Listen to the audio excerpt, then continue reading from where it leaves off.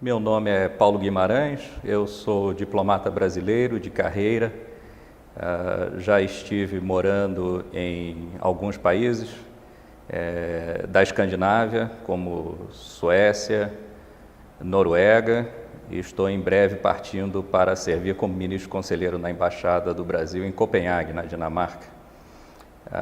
Tenho formação em Direito e quase 22 anos de carreira. Tendo em vista a minha vivência nesses países e o fato de eu ter também estudado em Estocolmo quando era criança, achei que eu poderia dar uma visão histórica, recente e também um pouco dos costumes e do que tornam esses países diferentes e ao mesmo tempo interessantes para nós brasileiros, em função dessa diferença e de alguns mitos que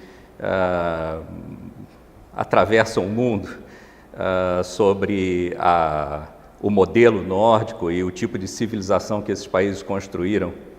Bom, seguindo a tradição dos livros que são editados nessa coleção da editora Contexto, eu procurei dar uma visão geral, histórica, da história, da cultura, do desenvolvimento econômico dos países escandinavos como um todo. Mas busquei, dentro do livro, me concentrar em três questões principais.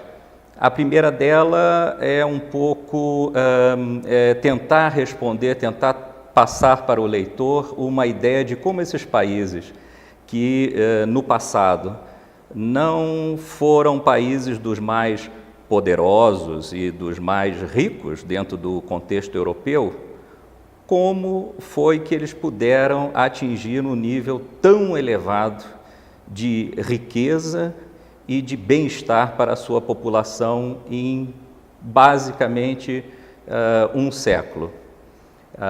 Esse enigma é um dos temas tratados no livro.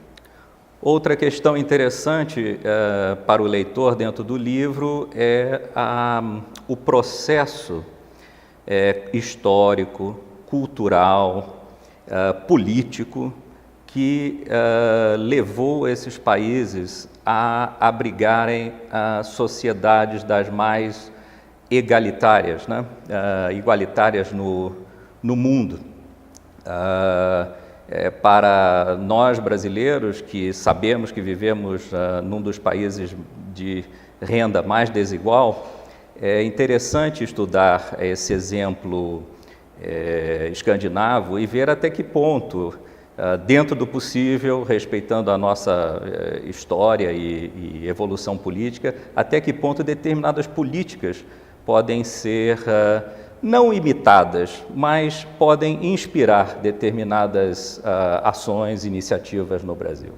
Bom, nem tudo são flores na Escandinávia, nesses países. Eu posso citar alguns exemplos de crises recentes, uma inclusive em andamento. Do ponto de vista financeiro, econômico, nós tivemos a quebra, quase a quebra de um país pequeno, obviamente, a Islândia, com 300 mil habitantes, mas essa ilha no meio do Atlântico foi a primeira a ser afetada pela crise financeira de 2008, que surgiu nos Estados Unidos e imediatamente quebrou os 4 principais bancos islandeses, que assumiram uma posição globalizada muitas vezes maior do que o próprio PIB do país. No ponto de vista social, o modelo o estado de bem-estar social está sofrendo uma pressão permanente e atual com a absorção dos migrantes. Não data de hoje. Países do norte da Europa sempre absorveram a mão de obra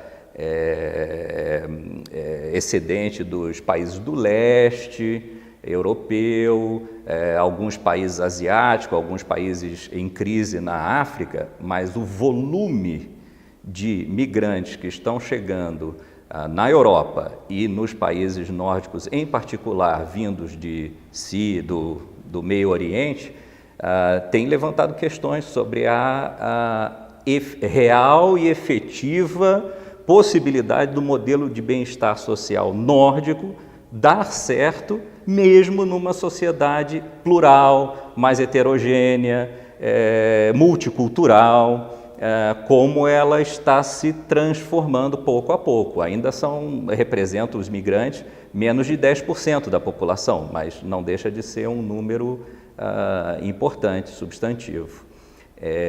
Como os benefícios poderão ser mantidos para toda a população em função de uma entrada massiva de novos habitantes, é uma questão em aberto e todos os dias os jornais estão relatando exemplos muito positivos e exemplos muito negativos, inclusive o crescimento da extrema-direita nesses países, algo impensável em princípio.